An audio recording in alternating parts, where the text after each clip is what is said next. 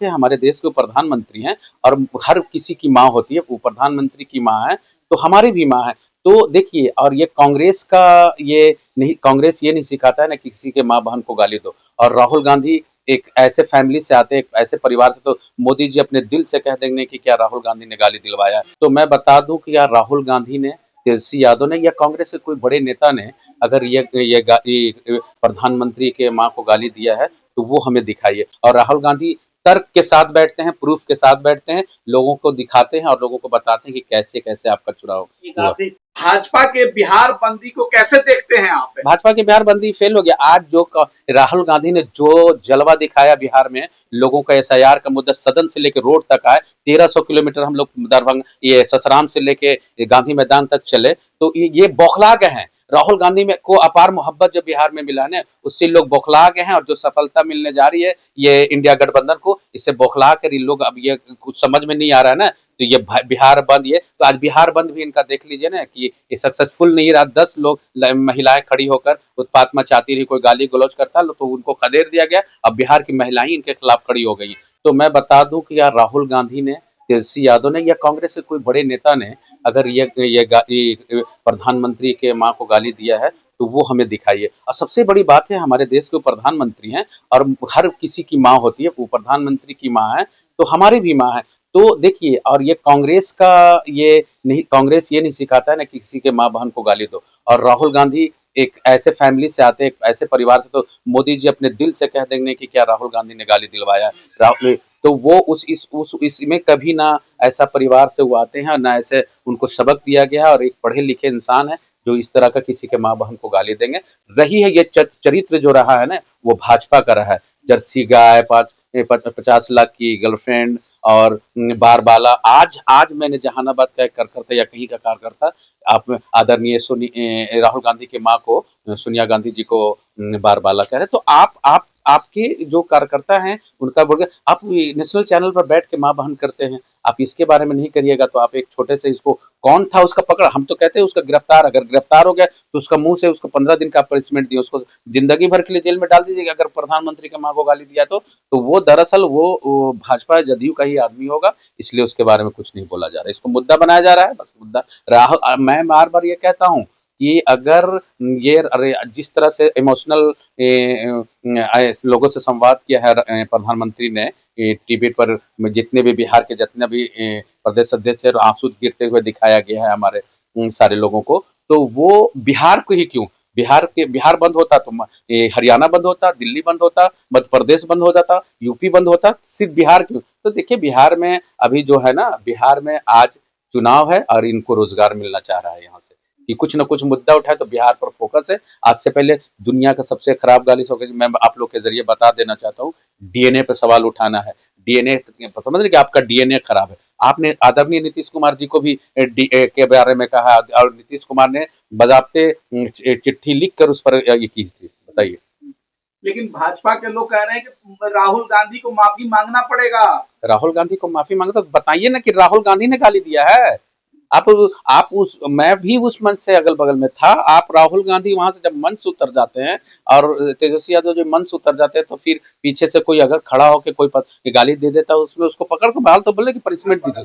तो वो उसमें यह था कि वो तो भाजपा का है, पता चला है कि भाजपा का आदमी आज जदयू में है, वो शामिल हुआ है। तो इनके पास कुछ नहीं है सर, ये सिर्फ इसको यात्रा को हगुआ बनाकर खत्म करना चाह रहे थे या उस पर उन्माद पैदा कर इनको गड़बड़ाना चाह रहे थे। लेकिन राहुल गांधी ने जो मुद्दा बिहार के लिए लेकर आया है ना, तो वो इनका चला नहीं और ये इनका ये शगुफा खत्म हो गया। एसआई एसआईआर पर क्या कहेंगे, क्योंकि 65 लाख के आसपास लोगों का नाम काटा गया है और नाम जोड़ने की भी प्रक्रिया चल रही है। देखिए पहले तो 65 लाख का काट दिया है, ये कहा जाता तो लोग मरते हैं, जिंदा नहीं हो मरते, जितना मरते हैं उतना पैदा भी तो होते होंगे ना। तो आप सिर्फ नाम काट दिया तो जुड़ेगा कब, हम कहते हैं कि जोड़ना भी तो चाहिए ना। तो 65 लाख का नाम कट गया है, आपने नाम काटा है, जोड़ा नहीं है, तो जोड़ने वाला का भी लिस्ट इनको उजागर करना चाहिए कि इन्होंने कितने लोगों का। देखिए इन लोग का जो है ना, ये यहाँ पर सारा भंडा फूट चुका है, ये लोग के पास अब कोई मुद्दा नहीं है, लोगों को भटकाना चाह रहे। लेकिन आज जो बिहार की जनता और देश की जनता जो है ना, सब समझ में आ गया है, इनके बहकावे में अब आने वाला नहीं है। अभी तो वो बताया था हमारे आदरणीय राहुल गांधी जी ने क्या कहा है कि अभी एटम बम छूटा ना, अभी हाइड्रोजन बम छूटेगा। तो हर तरफ से आप चोरी करके गद्दा में कब तक रह सकते, कब तक लोगों के शोषण के साथ। तो ये गलत है, इन्होंने गलत किया है। ये इसके साथ कुछ होने नहीं जा रहा है कि किसी के माँ को गाली। आप आप नेशनल चैनल पर आपकी माँ को गाली को हम बोल नहीं सकते। एक प्रवक्ता, कांग्रेस के प्रवक्ता को गाली दे रहा था, तेरी माँ की तेरी बहन की कर रहा था। तो आप सोचना चाहिए कि आपने किसको, उसके बारे में आपने क्या दिया। आपने वो बेचारा लिखित आपको नोटिस किया, लेकिन आप उसके बारे में नहीं बोले। और कौन एक कहाँ से लफंगा लड़का आता है, अब बैक स्टेज पर खड़ा होकर वो गाली दे देता है। तो हम भी माँ, किसी की माँ हम भी जैसे मोदी जी की माँ उस तरह से मेरी माँ भी है। तो हर किसी की माँ है, लेकिन आप ये इसको जो है ना, सिर्फ बिहार में ये चुनाव इसको मुद्दा बना रहे हैं। माँ मैं तो बार बार बोला हूँ